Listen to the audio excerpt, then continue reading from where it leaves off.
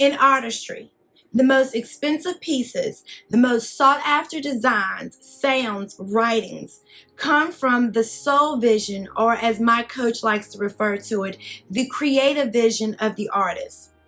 Likewise, the extent that a peacemaker is able to give out the best advice, the best guidance, also comes from that same well of the soul vision. Therefore, beloved, if you are not soul grounded in peace and in love, then your patients are not getting the best version of you or your skills.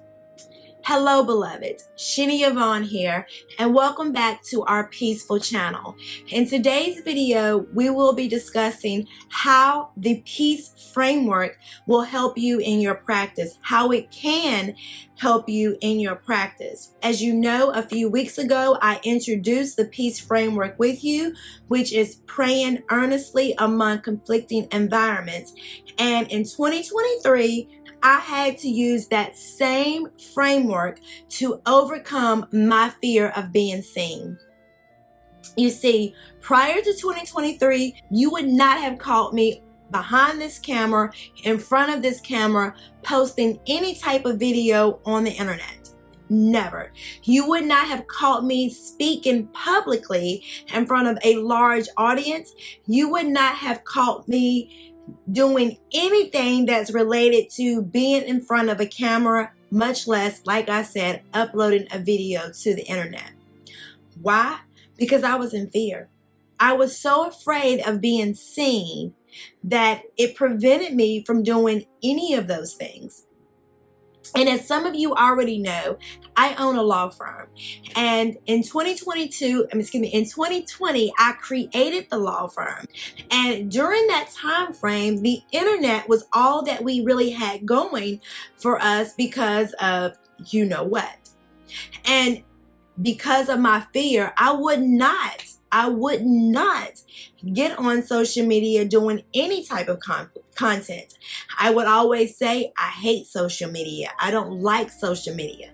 But that wasn't the real reason. It wasn't because I didn't like it. It was because I was afraid of it. I was afraid to get out in front of the camera. And in 2023, a lot of things changed for me. But what really changed was me overcoming this fear.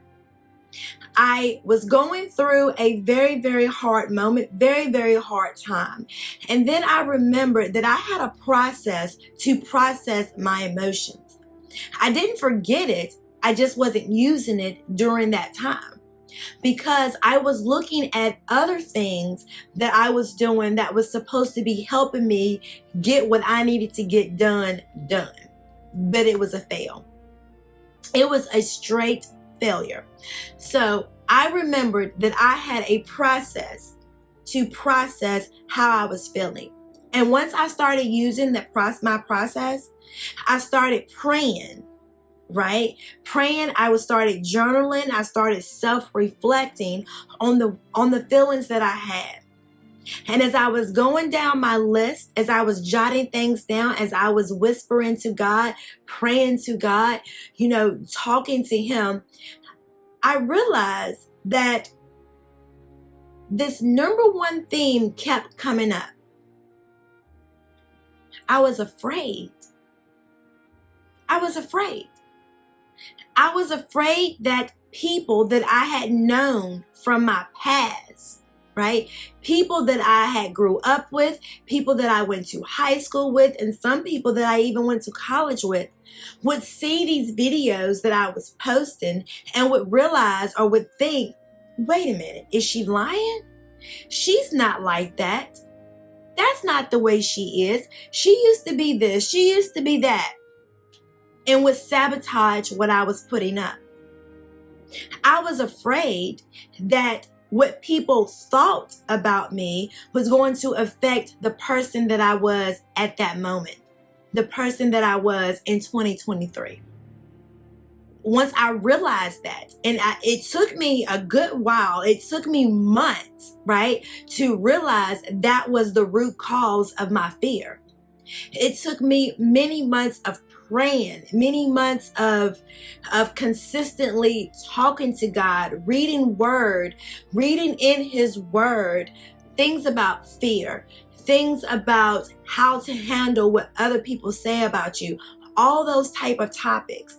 After toiling through the Bible, reading those scriptures and praying and jotting things down, I came to that realization that it all stemmed from my fear of what other people thought or would say about what I was doing at that moment. That was the praying earnestly. Because it didn't take, like I said, it took months to do it. So I was praying. I was talking to God. I was reflecting on those things earnestly without ceasing. As I was doing that, it became clear to me that that inner conflict that I was dealing with was out of divine order in my life. I had no reason to be dealing with that inner conflict. And it was because I was not connected to the source of what I needed. Although I had known God, I had been somewhat obedient to the word. I would go to church. I would listen to worship music. I was not in a close relationship with him as I needed to be. All that struggling, all that crying, all the woe is me that I dealt with the whole year of 2023 all stemmed from a relationship that I was not cultivating, right? And because I wasn't cultivating that relationship, I was allowing fear to hold me back from doing what I was called to do. You see, beloved, if I hadn't overcome that fear, if I didn't spend that time healing myself, there'll be no way that I can fulfill the purpose that he wanted me to fulfill. There'll be no way that I could sit in front of this camera right now to share and help you as I am being instructed to do. It's by the grace of God that I was able to do such, right?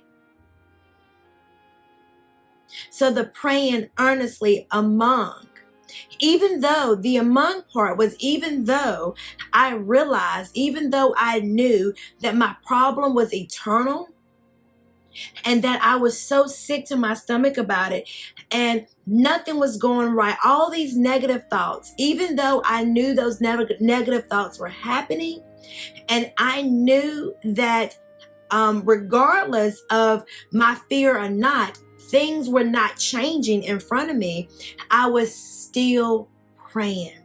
I was still trying to work that thing out. And for those of you who know, I am an avid journaler, self-reflector.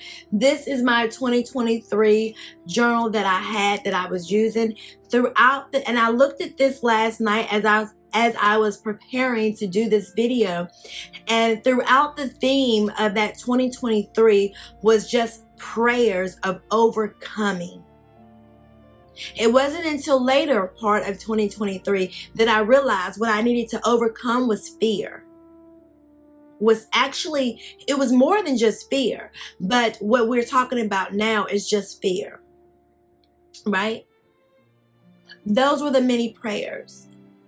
And as I was still saying those prayers in the journal, I was also jotting down how I was feeling.